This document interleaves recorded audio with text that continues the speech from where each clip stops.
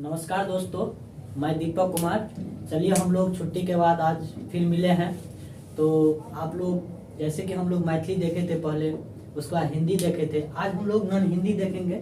और ऐसा नहीं है कि हम सिर्फ सिलेबस बता के और एक दो चैप्टर बता के आप लोग को छोड़ देंगे। एक एक सिलेबार तरीका से एक एक चैप्टर को, एक एक टॉपिक को हम आप लोग को समझाएंगे। तो दोस्तों आज हम लोग देखते हैं नॉन हिंदी। देखिए हम पहले इसलिए आपको तीनों सब्जेक्ट, हिंदी हुआ, आपका मैथिली हुआ और ये नॉन हिंदी हुआ, इसलिए आपको पहले बता दें क्योंकि आने वाला आगामी परीक्षा भी है आप लोग का। तो जो जो मूल बात है, जो जो मूल चीज है, उसको मैं चाह रहा हूँ कि आप लोग को बता दूं, ताकि आप अभी जो एग्जाम देगा उनको भी फायदा होगा और आने वाला जो बच्चे हैं, जो छात्र छात्राएं हैं, उनको भी बहुत सारे फायदा होगा और वो लाभ उठाएंगे। इसीलिए चलिए हम लोग आज देखते हैं नॉन हिंदी। देखिए दोस्तों, ये नॉन हिंदी क्या है।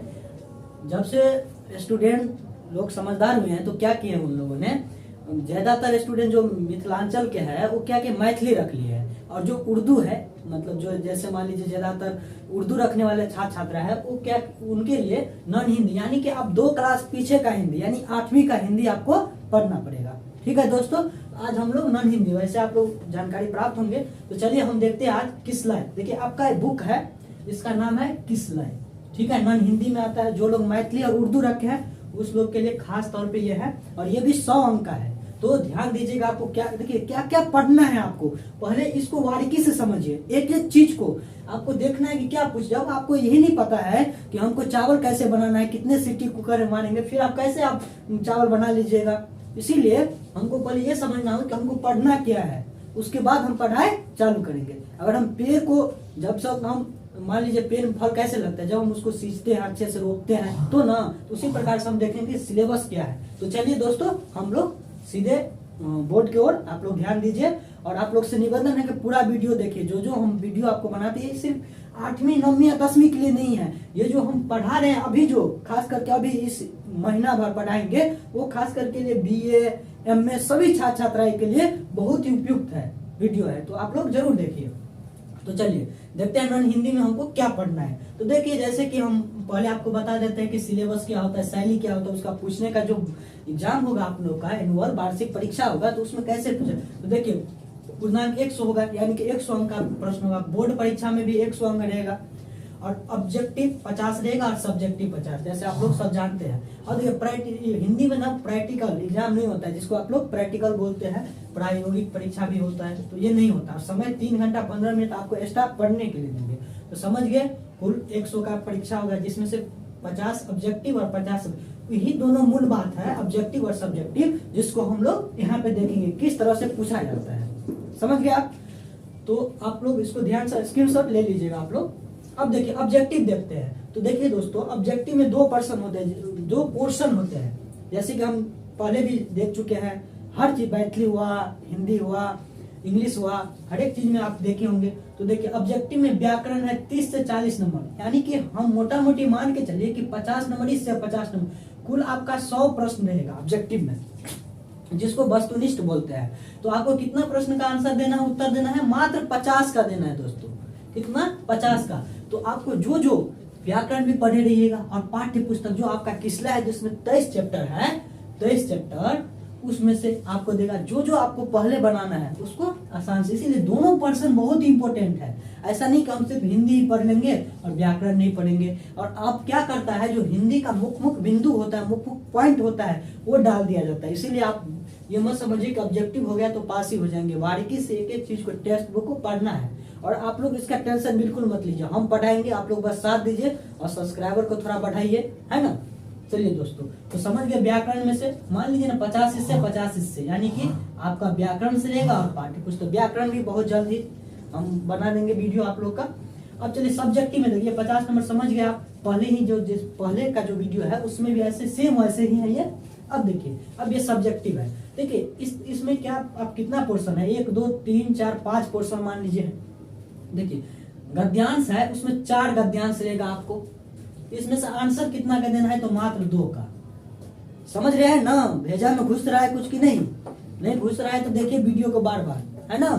यही ध्यान, यही ज्यादातर स्टूडेंट नहीं समझ पाता है और कुछ से कुछ लिख के आ जाते हैं, और क्या होता है हिंदी में फेल हो जाते हैं। ऐसा में हिंदी में बहुत भी स्टूडेंट ऐसा है जो फेल हुआ है, यूपी का हाल देखिए, बिहार में भी ग्रेजुएशन में जो रिजल्ट है उसका हाल देखिए, है ना। एक दो होता है जो किसी कारण बस हो जाता है, लेकिन अधिकतर बच्चे का जो मूल चीज है उसी में फेल होता है। तो समझ गए, गद्यांश कितना, 4 में से आपको 2 बनाना है, 10-10 नंबर का रहेगा, 2 बना 20 अंक। देखिए इससे भी कितना इंपॉर्टेंट, 20 अंक तो ऐसे ही आ गया आपका। अब निबंध है, निबंध जाते हैं जिसको लेख बोलते हैं, नहीं उसको बोलते हैं निबंध। ये 5 में 5 लेख रहेगा, 5 दे देगा। एक में जैसे रक्षाबंधन दे देगा आपको, दूसरा में दे देगा आपको मान लीजिए छठ पूजा। इस बार छठ पूजा में 12th का पूछ दिया है, कोरोना वायरस नहीं आया है, भ्रष्टाचार पूछ दिया है, ध्यान देने, हो सकता है मैट्रिक में पूछ दे। 4 में कुछ दे देगा मान लीजिए, 5 में कुछ दे देगा, तो आप 5 देगा जिसमें से 1 बनाना। और कितना नंबर का रहेगा ये निबंध, ये भी 10 नंबर का रहेगा, तो 30 नंबर हो गया। अब देखिए पत्र लेखन या संवाद। अब देखिए हालांकि संवाद अब एग्जाम में नहीं आता है, और ऐसा नहीं आता है तो नहीं पढ़ेंगे, पढ़ लेंगे 1-2, क्योंकि संवाद किसी भी तरह से देगा, आप एक बार पढ़ा देंगे आप समझ जाइएगा। 2 आदमी रहता है कैसे संवाद करना, जैसे हम स्कूल जाते हैं, कॉलेज जाते हैं, यूनिवर्सिटी, कैसे हम एक टीचर से, शिक्षक से संवाद करते हैं, उसी तरह से है। और पत्र लेखन तो आप लोग जानते ही हैं, कहीं पे पत्र लेखन दे देगा, वैसे आप गर्लफ्रेंड के पास नहीं दे देगा पत्र लेखन, तो इसको ध्यान नहीं रखना है ना। कुछ भी दे सकता है पदाधिकारी के पास, बिजली बिल भरने के लिए या छुट्टी के संबंध में कुछ भी दे। तो 5 अंक का हो गया, ये कितना हो गया 35 नंबर। अब देखिए लघु उत्तरीय, लघु मतलब छोटा है, जिसमें 3 से 4 लाइन में उत्तर देना है। अगर आपके पास सटीक जानकारी है तो 3 से 4 लाइन में देगा, तो फिर भी आपको नंबर देगा। ये 2 नंबर ही आप पूछेगा आपको, 10 क्वेश्चन देगा आपको, जिसमें से मात्र 5 का आंसर देना है, यानी 5 दूना 10 अंक हो गया, कितना हुआ 40 हुआ। अब देखिए दीर्घ उत्तरीय, दीर्घ मतलब लंबा, 6 से 7 लाइन में आंसर, अगर आपके पास समय पर्याप्त है तो उसको बढ़ा भी सकते हैं। तो ये दो रहेगा, जिसमें से आपका 1 का आंसर देना है, यानी 5 नंबर का, कुल 50 हुआ। समझ गए ना कितना है ऐसा, तो समझ गए, उम्मीद है आप लोग समझे होंगे। चलिए आज हम कबीर दास का पद शुरू करेंगे, और पूरा वीडियो देखना है आपको, क्योंकि ये सिर्फ कबीर दास का पद जो हम पढ़ाने जा रहे हैं, ये सिर्फ आप लोग का 10वीं का ही नहीं, जितने भी बच्चे हैं हिंदी का, सबके लिए उपयुक्त है। MA UGC नेट में भी पूछा जाता है कबीर से संबंधित, तो आप लोग जरूर देखिए उसको। और आगामी परीक्षा के लिए भी बहुत ही, 11th में भी है, 12th में भी है कबीर का पद, तो इसके ध्यान में रखते हुए हम सोचे कि जो आने वाला है एक एक चैप्टर पढ़ाएंगे, लेकिन सोचे कि जो अभी जो भी स्टूडेंट एग्जाम देगा उसको भी फायदा हो जाए, और जो बाद में देंगे उनको भी फायदा हो जाए, तो दोनों को मद्देनजर रखते हुए, है ना, हम ये वीडियो आप लोग के लिए बना रहे हैं। तो चलिए हम लोग देखते हैं। तो चलिए दोस्तों हम लोग देखते हैं कबीर के पद। देखिए ये शीर्षक है कबीर के पद, और उसका जो मतलब मान लीजिए लेखक के तौर पर ही कबीर दास ही है। तो आपसे पूछे कि कबीर के पद कौन लिखे हैं या किसके हैं, तो आप लोग थोड़ा अच्छे से, ये नहीं कि कबीर के पद कोई और, कबीर दास ही देना है ऑप्शन में, ठीक है दोस्तों। तो चलिए पहले हम लोग उसका परिचय जान लेते हैं कि कबीर क्या थे, उनके बारे में जान लेते हैं, क्योंकि किसी भी चैप्टर को पढ़ने से पहले हमको ये देख लेना चाहिए कि उसके मूल्य बात क्या है। अगर हम कबीर दास पढ़ रहे हैं, कबीर के पद पढ़ रहे हैं, तो कबीर थे क्या, कबीर कैसे, एक ही बार तो रचना नहीं करने लगे, तो उनका कुछ व्यक्तिगत तौर पे कुछ तो परिचय होगा, तो हम लोग उन्हीं को जानते हैं। और जो आपका प्रश्न पत्र होगा एग्जाम में, तो उसमें से ये पूछ देता है, उसके परिचय में से 2-4 क्वेश्चन हर बार पूछा जाता है। तो चलिए देखते हैं, और ये आपको थ्योरी में भी काम देगा। अभी जो हम बताएंगे इसको आपको जब थ्योरी में भी काम देगा, आपको पूछ देगा कि कबीर के सामाजिक दर्शन पर प्रकाश डाले, या सामाजिक तौर पर उन्होंने क्या काम किए उसका उल्लेख करें, तो आप उस सबको मेंशन कर सकते हैं। तो चलिए दोस्तों देखिए, सबसे पहले हम जान लेते हैं कबीर भक्ति काल के अप्रतिम कवि थे। अब देखिए भक्ति काल क्या है, हम बार बार आपको बोले थे उस समय जब पढ़ाए थे, तो जब हिंदी साहित्य का इतिहास पढ़िएगा तो उसमें 4 कालखंड पढ़ना पड़ता है। पहला आदि काल, फिर भक्ति काल, हालांकि भक्ति काल पे बहुत विवाद भी है, लेकिन भक्ति काल, फिर रीति काल, और फिर आधुनिक काल। आधुनिक काल जो अभी चल रहा है मान लीजिए एक तरह से। तो देखिए भक्ति काल, और भक्ति काल में भी 2 धारा हुई है, निर्गुण धारा और सगुण धारा। वही निर्गुण धारा में भी 2 धारा हुई है, ज्ञान मार्गी और प्रेम मार्गी, है ना। तो ये समझ गए भक्ति काल तो क्या थे, अप्रतिम कवि थे। अब देखिए उन्होंने अपनी रचना के माध्यम से भक्ति के नाम पर व्याप्त आडंबरों एवं व्यर्थ अनुष्ठानों पर करारा प्रहार किया है। अब देखिए ये उनका जो कबीर का पद है उसको आप पढ़िएगा ना, तो ये हिंदू मुस्लिम सबको आड़े हाथ लिया है। आड़े हाथ लेना मतलब सब पे आलोचना किया है, सब पे व्यंग किया है, उन्होंने सबको ललकारा है, फटकारा है कि तुम लोग ये जो अपनी भक्ति का पद है उस भक्ति के नाम पे, यानी कि मस्जिद मंदिर के नाम पे तुम लोग जो दिन रात ये मेरा राम है, ये मेरा रहीम है, ये मेरा मंदिर है, ये नहीं देखते हैं कि मनुष्यता सबसे बड़ी चीज है। इस पे बैंक है, जो पूजा पाठ होता है, जो मस्जिद में जाके नमाज पढ़ा जाता है, जो झूठों के कुछ से कुछ के लिए झगड़ता है आपस में, इस पे उन्होंने क्या किया, अपने भक्ति के पदों के माध्यम से आडम्बरों, मतलब आप मान लीजिए आप भर दिन पूजा ही कीजिए, भर दिन नमाज ही पढ़िए, पेट भरेगा नहीं ना। आपको जॉब चाहिए, आपको काम चाहिए, भगवान से प्रेम कर। आजकल कहावत है कि आजकल राम किसका हो गया है, नेता लोग का हो गया है, और आम जनता का राम तो बिल्डिंग बन गया है। पहले आम जनता का राम होता था, रहीम होता था, अब किसका, अब नेता सबका हो गया है। जितना आम जनता नहीं राम रहीम के लिए, मंदिर मस्जिद के लिए परेशान है, उतना आज का नेता लोग परेशान है। तो इसीलिए तो यही देखिए, वो पहले कबीर बोले थे, आज वो सच हो रहे हैं, है ना। जो बात कबीर बोल दिए हैं उन्हीं को आज हकीकत में हम लोग देख रहे हैं। तो समझ गए। अब देखिए पाठ में शामिल पदों में उनका यह रूप मुखर हो, जो अभी हम लोग पढ़ेंगे कबीर के पद, उसमें ये बात जो आडंबर है, जो मतलब पौराणिक रीति रिवाज मान लीजिए अभी भी है, और पुरानी क्या, पुरानी तो लगभग ठीक ठाक थोड़ा बहुत था, है ना, पूरा नहीं कहा जा सकता, लेकिन थोड़ा बहुत ठीक ठाक था। लेकिन अब जो और जाति पाति के नाम पे, मंदिर मस्जिद के नाम पे हो रहा है, उसी का खंडन कबीरदास जी अपने पदों के माध्यम से किया है। अब देखिए पदों की महत्ता इस अर्थ में खास तौर पर उल्लेखनीय है कि उनका भाव बोध न सिर्फ तत्कालीन समय से जुड़ता है, बल्कि समकालीन समय से भी। तत्कालीन मतलब उस समय का समय ही नहीं, आज का समकालीन है, जो हम लोग जो देख रहे हैं उससे भी जुड़ता है। और जो अभी पढ़ेंगे तो आपको बिल्कुल ऐसे ही आपको पता चलेगा। तो जो कबीर पहले अपने पदों में जो बोल दिए हैं, जो कह दिए हैं, क्योंकि कबीर पढ़े लिखे नहीं थे, जो अभी आपको बताएंगे, तो उन्हीं का बात आज सच हो रहा है। अब देखिए कबीरदास का, देखिए कबीरदास का जन्म है, उसके बारे में बहुत सारे मतलब मतभेद है विद्वानों में। कोई विद्वान मानता है कि कबीर का जन्म काशी में हुआ, कोई मानता है कि मगहर में हुए। तो लेकिन जो हिंदी साहित्य का इतिहास है, तो डॉक्टर गिरियर्सन और बच्चन सिंह दोनों को मिलाने के बाद ये जो जन्म है 1399, सॉरी जन्म है मतलब आपका मान लीजिए ये जो 1399 है उनका जन्म, और मृत्यु 1518 है। ये जन्म है, इसको मृत्यु मत पढ़िए, है ना।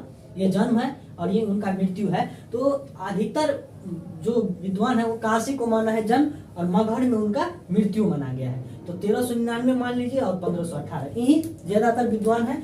हालांकि उल्लेखनीय, और उसका जन्म के बारे में कोई बोलता है कि ये विधवा ब्राह्मण का बेटा था, जिसको क्या किया, नदी के किनारे फेंक दिया। एक जुलाहा, नीरू और नीमा, आप लोग पढ़े हुएगा, उन्होंने पाला। तो इसके विषय में कोई हिंदू बोलते, कोई मुस्लिम बोलता है। तो अगर मान लीजिए, लेकिन उसको पाला पोसा कौन, तो जुलाहा और नीरू। तो इससे हमको ये तो मानना ही पड़ेगा कि भले ही उनको जन्म दिया होगा हिंदू, लेकिन कहाँ पे पाला गया, जुलाहा और नीरू के। तो एक तरह से उसको हम मुसलमान जो विद्वान है, जो कवि है, उनके श्रृंखला में उसको जोड़ सकते हैं। इतना ध्यान रखना है आपको। हालांकि ये तर्क नहीं है कि ये वास्तविक है, लेकिन आप एक तर्क के साथ उनको पाला पोसा कौन है, नीरू और जुलाहा, तो उन्हीं का आप मान सकते हैं कि उन्हीं का पुत्र थे एक तरह से। ऐसे भी कहा गया है कि भारतीय में जन्म देने वाले से ज्यादा अधिकार पालने वाले के होते हैं, है ना। जो पालती पोसती है, बड़ा करती है, उन्हीं का। जैसे आप उदाहरण के लिए देख सकते हैं, कृष्णा जसोदा का जन्म कौन दिया, देव की, पाला कौन, जसोदा मैया। तो देख सकते हैं। अब देखिए उनका गुरु रामानंद। अब देखिए गुरु भी रामानंद थे, भले ही वो मुस्लिम मान लीजिए था थोड़ा देर के लिए, लेकिन जन्म रामानंद, इसीलिए उनका प्रभाव हिंदू से बहुत प्रभावित थे रामानंद। उनका कहा जाता है कि जब उनको कोई उसको शिष्य नहीं बना रहा था, तो रामानंद जो रोज 3 बजे सुबह में आते थे वो घाट पे, तो कबीर क्या कहते, उससे पहले जाके बैठे थे, और जब रामानंद जी चल रहे थे तो उनके सर में टकराया पैर, उसी क्षण उसको राम। और देखिए ये जो राम है ना, ये कबीर जो है वो अयोध्या के राम का बात नहीं कर रहे हैं, उनका राम दूसरा है, निर्गुण निराकार राम है उनका, है ना। तो उस बात का भी आप लोग को ध्यान रखना है। अब देखिए कबीर का माना ग्रंथ बीजक है। अब आप बोले सर, आप तो बोले हैं कि कबीर तो पढ़ा लिखा, बिल्कुल कबीर पढ़े लिखे नहीं थे, उन्होंने किताब को फालतू ज्ञान बताता है, उसको पोथा मानते हैं। तो उनका एक शिष्य था धर्मदास, उन्होंने बोले अपने मुंह से जो बात कहे उनको उन्होंने क्या क्या संकलन करता, यानी उसको समेटता गया और पुस्तक में लिखता गया। तब ना आज हम लोग पढ़ते हैं उनके बातों को, अपने जीवन में उतारते हैं। तो उन्हीं को, तो कौन था संकलन कर? धर्मदास था। बीजक उनका ग्रंथ है, बहुत इंपॉर्टेंट है। और पूछ देगा संकलनकर्ता कौन है, तो धर्मदास है, उनका शिष्य था, ये ध्यान रखना है। ये भी आता है निर्गुण।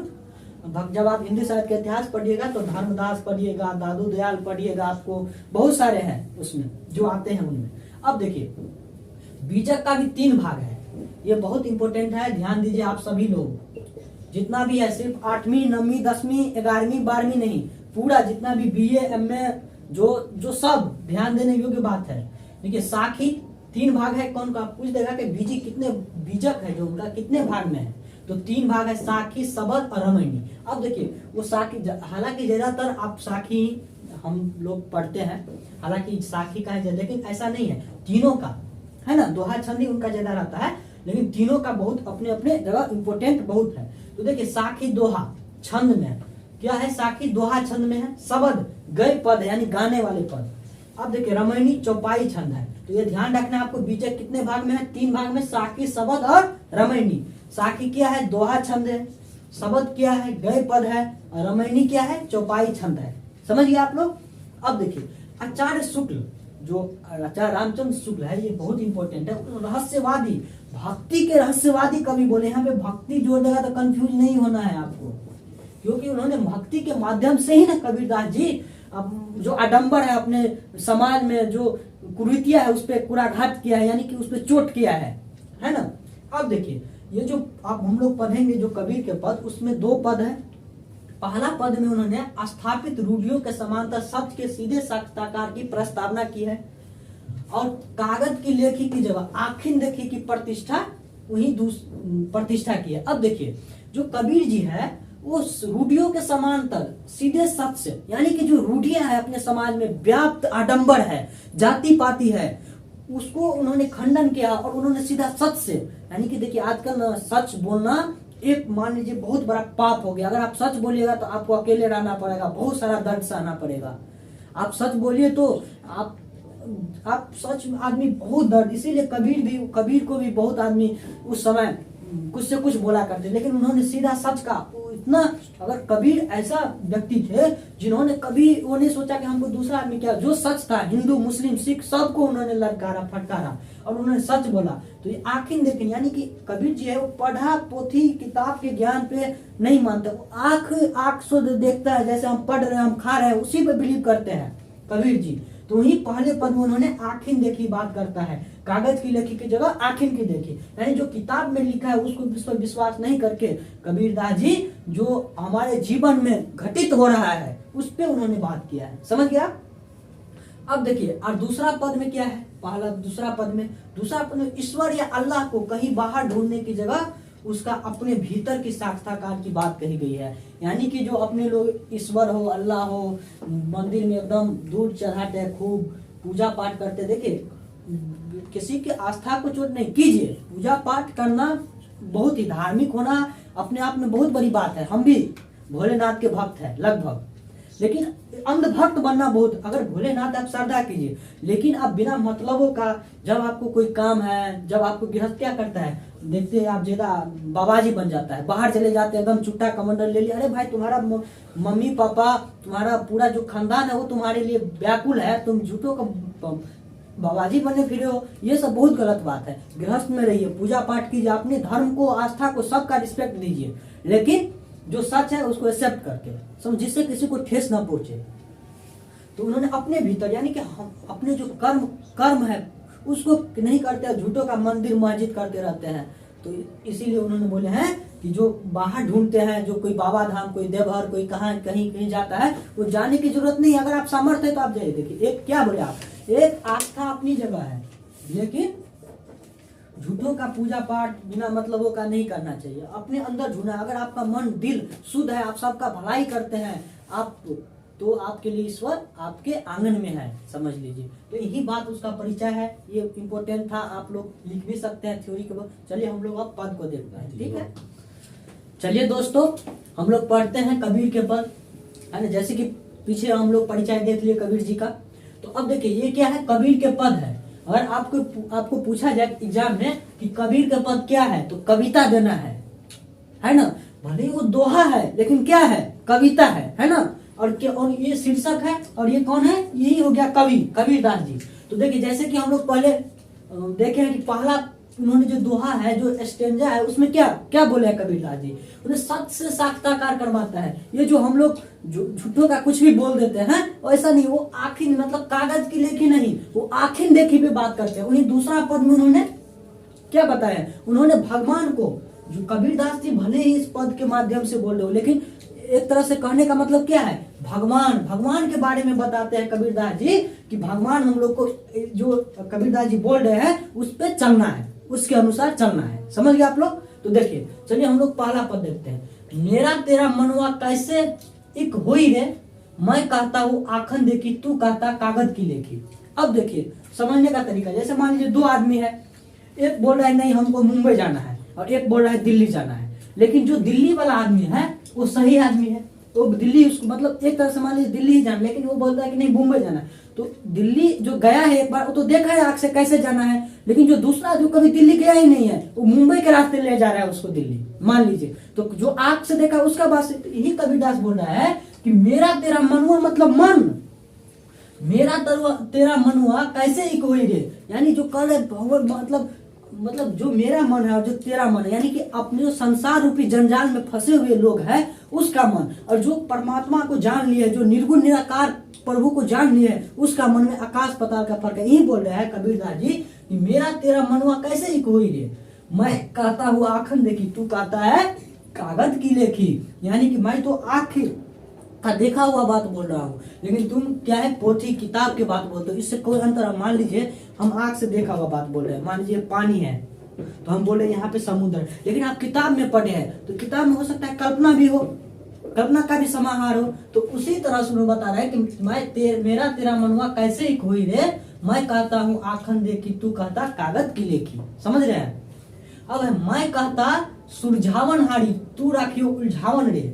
अब देखिए यहाँ पे बहुत ही अच्छा, मैं कहता सुरझावन हारी, तू, देखिए ये जो आजकल जो पंडित, जो मुल्ला हो गए, वो क्या करते हैं, भगवान मंदिर में है, कौन बोलता है, बाबा जी सब, और जो मुसलमान मौलाना सब है तो क्या बोलते हैं कि मस्जिद में है। ये लोग उलझा के रख दिया है सबको, और ये कबीरदास जी वो राखियो उलझाई रे, मतलब वो सीधा बोलते हैं कि भगवान कहीं नहीं है, भगवान सबके अंतर आत्मा में है, विराजमान है। तो ये बोल रहे हैं कि मैं कहता सुलझावन हारी, तू राखियो उलझाई। ये जो कबीरदास जी है ना, वो जो जितने ज्ञानी है, अपने आप को जो बहुत मतलब समझते हैं विद्वान है, उसको एक कटाक्ष कर रहा है, उसके जो आडंबर है रूपी है, जो कुरुतिया है, उस पर कटाक्ष कर रहे हैं वो जितने भी बड़े लोग हैं उस पे। मैं कहता सुलझावन हारी, तू राखियो उलझावन दे, जो आम जनता को आपस में ही उलझा के रखा है धर्म के नाम पे, जाति के नाम पे, उसी के बारे में बोल रहे हैं। समझ रहे हैं ना आप लोग। अब देखिए मैं कहता तू जागत रहियो, तू रहता है सोई रे। अब कबीरदास जी देखिए जो धर्म के जंजाल में फंस गया है, जो कुरूतिया के जाल में फंस गया है, वो कैसे, मतलब जागत मतलब क्या, किसी भी बात को सुलह होकर देखना। जैसे मान लीजिए आम है, तो हम उसको अगर देख लेंगे ये आम है तो उसको आम बोलने में क्या, लेकिन हम अगर मान लीजिए देखे ही नहीं कभी आम ऐसा होगा ऐसा, तो आपको जो देखा है वो बोल रहा है, उस पर आप बिलीव नहीं करते, आप क्या उलझे रहते हैं, हो सकता है पका भी हो नहीं भी पका हो। तो यही बात बोल रहा है कि मैं कहता तू जागत रहियो, तू रहता है सोई रे। कबीरदास जी यानी भगवान के माध्यम से, एक तरह से वो अपना माध्यम बनाया, उसके माध्यम से कहना चाह रहे हैं तू जागत, जो रीति रिवाज बनाने वाले जो हिंदू मुस्लिम है, जो मान लीजिए जातिगत व्यवस्था पे है, जो आडंबर रूपी लोग हैं, उसके बात पे मत हो, तुम जागत रहो, तुम क्या बोल जागरूक बनो, कहने का मतलब ये है उनका, जागरूक इंसान बनो। और तू रहता है सो, जो वो बोलता है उसी में हाँ, अगर अकल बोल देगा कि ये उसको मारना है पीटना है, ये उस जाति का, तो हम बिलीव कर लेते हैं, अपने आप पे बिलीव नहीं करते हैं। मतलब जो आपका जो अंतरात्मा में भगवान है उस पर बिलीव ना करके हम लोग भटकते रहते हैं, वही कहने का मतलब है। मैं कहता निर्मोही रहियो, तू जाता है मोही रे। निर्मोही यानी कि मैं कहता हूँ कि तुम सज्जन बनो, मतलब छल कपट नहीं रहना चाहिए मन में, लेकिन क्या करता है लोग, क्या मन तू जाता है मोही रे, यानी कि जो छल कपट रूपी है उसमें व्याप्त रहते अपने आप को। तो यही बोल रहे कि निर्मोही मतलब दिल का साफ रहो, एकदम सबके प्रति विचारधारा अपने आप एक होना चाहिए। लेकिन ये तू जाता है मोही रे, लेकिन हम लोग क्या करते हैं, छल कपट रूपी विष को घोलते हैं। यानी कि दिल से साफ होना चाहिए, तभी भगवान का पास होता है। ये जो मंदिर मस्जिद करते रहता है उससे कुछ नहीं होने वाला है, समझ गए। अब है जुगन जुगन समझावत हारा, कहीं न मानत कोई रे।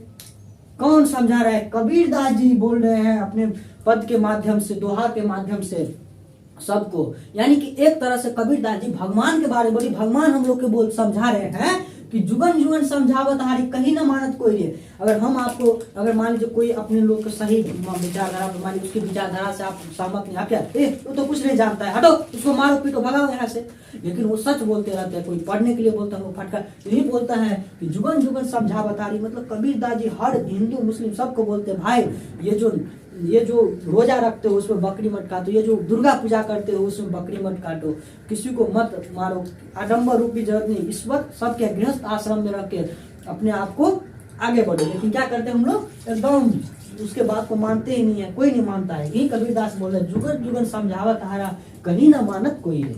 अब देखिए सदगुरु धारा निर्मल बहे, ये जो सदगुरु का धारा, ये भगवान का जो धारा तो निर्मल है, मतलब निर्मल बहे, वहां में काया धोई रे। अब देखिए ये जो हमारा सदगुरु धारा निर्मल, ये जो भगवान का धारा है, जो भक्ति धारा है, भक्ति का रूप है, वो निर्मल है। लेकिन हम लोग क्या करते हैं, जो हम लोग का दुष्ट रूपी शरीर है, जिसमें विकार भरा है, अहंकार भरा है, कहत कबीर सुनो भाई साधु तभी वैसे हो ही रे। ये जो सांस सांस में भगवान है, क्या समझ रहे हैं, बोल रहे हैं कि सदगुरु धारा निर्मल भाई, ये जो भक्ति का धारा निर्मल है, सत्संग का धारा जो निर्मल है, उसमें मामे काया धो, जो अपने लोग का जो बाम मतलब कि दुष्ट काया है, जो विकार रूपी काया है, उसको बोले धोने के लिए, किस में, भक्ति रूपी सत्संग में, है ना।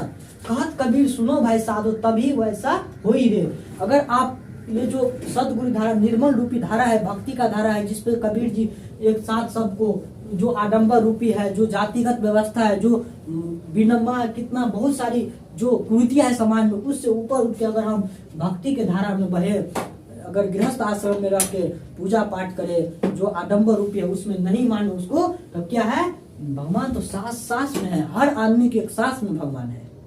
समझ गया। देखिए पहला स्टेज आप लोग समझ गए होंगे, उम्मीद है आप लोग बार बार वीडियो को देखिएगा और उसका अर्थ आप लोग को भेजना है।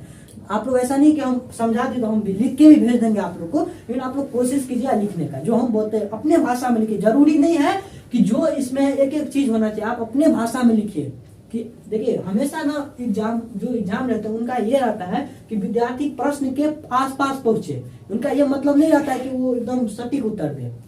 तो ये अब हमें अपने मन से लिखिए, उसका अर्थ अपने मन से। जो रिसर्च करता है तो क्या करता है, वो थोड़ी ना किताबी भाषा लिखती है, अपने मन से लिखना है।